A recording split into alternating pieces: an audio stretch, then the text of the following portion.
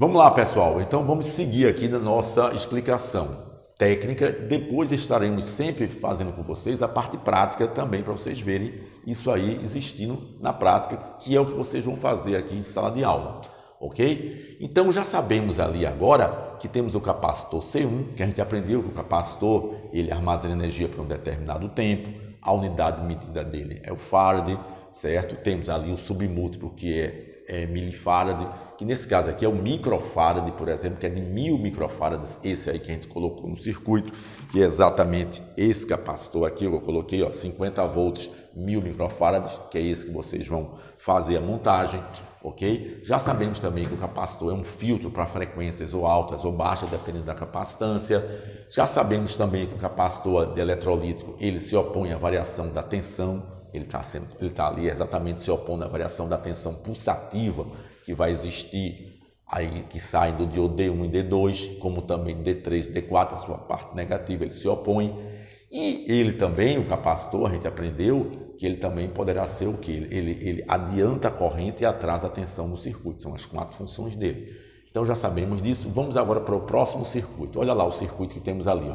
Temos no ponto 6 agora, temos o diodo D5, certo? D5, aí vem o ponto 8, depois tem um resistor R1, ponto 9, o resistor R2, ponto 10, o resistor R3, ponto 11 e o diodo LED, diodo emissor de luz, certo? Agora olha só, veja só, esse diodo D5 aí, ele já está recebendo do ponto 6 a tensão DC, de anodo para catodo. Como ele conduz, então a maior tensão sendo no anodo e a menor estando no catodo, ele está polarizado diretamente. Ele vai dar passagem de corrente elétrica no circuito para os resistores R1, R2, R3 e o diodo LED.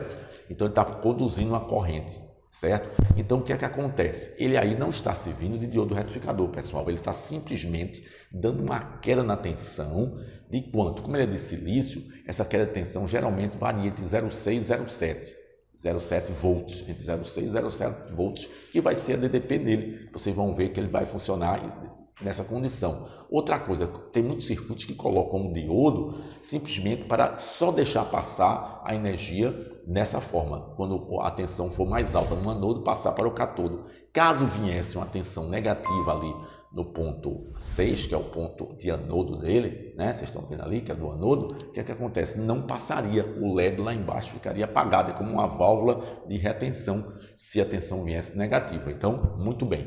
Então, já sabemos o diodo, que a gente vai fazer a medida, e temos agora 3 resistores em série, olha, R1, R2, R3, e temos o diodo LED. Veja que quem está fechando o circuito é o diodo LED, e o diodo LED vai precisar de uma certa tensão e tem um nível de corrente de consumo constante, correto? Então R1, R2 e R3, vamos ter os valores dele, que a gente vai ver os valores dele, que nesse circuito a gente colocou de 470 ohms cada um deles, eles estão em série. Então, se eu for fazer a medida de resistência ohmica de cada um deles entre o 8 e o 9, entre o 9 e o 10, entre o 10 e o 11, eu vou encontrar aproximadamente 470 ohms. E se eu medir do ponto 8 ao ponto 11 com o multímetro, você vai ter a soma total desses valores, dos 3.470 vezes 3. Por quê? Porque a gente aprendeu que no circuito série, o que é que acontece com a soma de resistores? A resistência total equivalente vai ser a soma dos resistores, ok? E agora temos o diodo LED. Temos ali o diodo LED. Esse diodo LED é um diodo LED de baixa luminosidade normal, não é de alta luminosidade.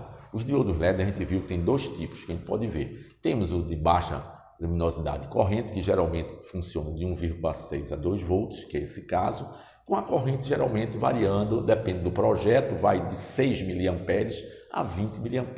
Atualmente, pessoal, nós estamos em 2022, as correntes normais de 7 mA já acendem muito bem, 7, 8 mA o LED acende muito bem, ok? Os antigos precisavam de uma corrente maior, 15 mA, 18, para ele ter muito brilho, mas eles são normais. Então, pessoal, veja só, se eu quiser medir a corrente elétrica aí nesse circuito do LED, para saber qual é a corrente que o LED está consumindo, vai ser a mesma corrente que passa para o R1, para o R2 ou para o R3, ou até mesmo pelo diodo D5.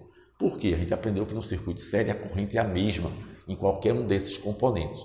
Então, eu quero medir a corrente ali, simplesmente eu vou pegar o multímetro, colocar em DC, certo? Ligar o circuito e vou medir a DDP entre, por exemplo, ali entre o ponto 10 e o ponto 11. botar a ponteira vermelha no ponto 10, ponteira preta no ponto 11 e vou ver a DDP. Sabendo a DDP que vai indicar no multímetro, pessoal, simplesmente eu divido pelo valor do resistor R3, que nesse caso é 470 ohms. Então aqui a gente vai ver depois na prática, pessoal, temos o diodo, ó, tá vendo o diodo? Temos o diodo D5, temos aqui os 3 resistores e o diodo LED. Então a gente vai fazer aqui a DDP no resistor ali e vai saber qual é a corrente. Ok, pessoal? Pessoal, se você gostou, dá um like e se inscreve para que outros alunos e outras pessoas também possam assistir esse vídeo.